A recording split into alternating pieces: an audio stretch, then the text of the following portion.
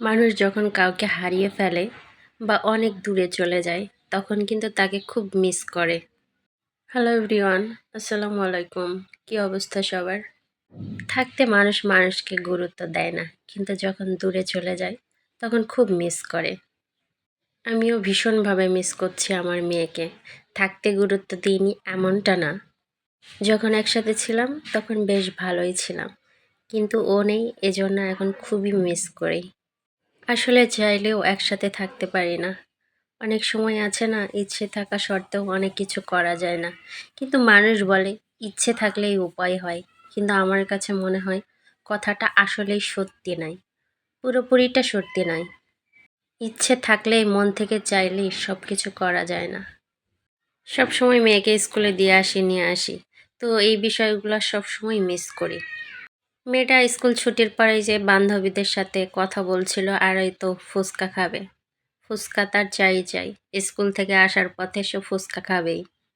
আর যেদিন স্কুল থেকে আসার সময় খেতে পাই না, সেদিন আবার সন্ধ্যার সময় যায়। তবে তার যেতেই হবে। সব সময় চাই একসাথে থাকতে, কিন্তু ওই যে পরিস্থিতি, সে তো আর মানে না কোনো কিছুই। যখন যেই পরিস্থিতি তখন সেটাই মেনে নিতে হয়। এটাই বাস্তব। এই তো স্কুল শেষ করে মেয়েকে নিয়ে আসলাম। সিঁড়ি দিয়ে উঠতে অনেক কষ্ট বাবা। তো কিছু সময় রেস্ট নেওয়ার পরে তারপরে মা মেয়ে মিলে একটু ঘুরতে বের হয়েছিলাম। ভিডিওটা কিছুদিন আগের। এখানে যেহেতু একা একা আছি, এজন্য আর কি বাসায় সব সময় থাকতে ভালো লাগে না। মাঝে মধ্যে মনে হয় একটু বাইরে গেলে একটু ভালো লাগে। আর মেয়ে তো আমার বেড়াতে খুব পছন্দ করে, এজন্য মাঝে মধ্যেই মানে মন না চাইলেও অনেক সময় বের হতে হয়। কারণ সেও তো একা, একা একা তারও তো সময় কাটতে হবে। তো তাকে নিয়ে বের হয়েছিলাম। আর বের হওয়ার অবশ্য একটা কারণও ছিল। আসলে ওই দিন তার জন্মদিন ছিল। তো এই জন্য মা মেয়ে বের হয়েছিলাম, বাইরেই আমরা কেকটা কাটবো সেই উদ্দেশ্যে। তো ও যেহেতু অনেক বিরিয়ানি পছন্দ করে, এজন্য একটা রেস্টুরেন্টে বসলাম, তাকে আগে বিরিয়ানি খাওয়াবো। কিন্তু সেখানে গিয়ে দেখি বিরিয়ানি ছিল না, তেহারি ছিল। তো কি, সেটাই তো খেতে হবে। তো সে খাচ্ছিল। আর তেহারিটা নাকি ভীষণ মজা ছিল। আসলে পছন্দের জিনিস মজা হলেও মজা, না হলেও মজা, বলতেই তো হবে।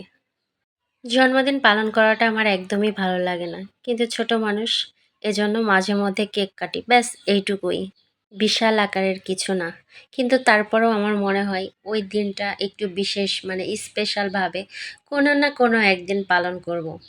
তবে কেক কেটে নয়, অসহায় দরিদ্র যারা আছে তাদেরকে নিয়ে মানে পালন করার আমার খুব ইচ্ছা।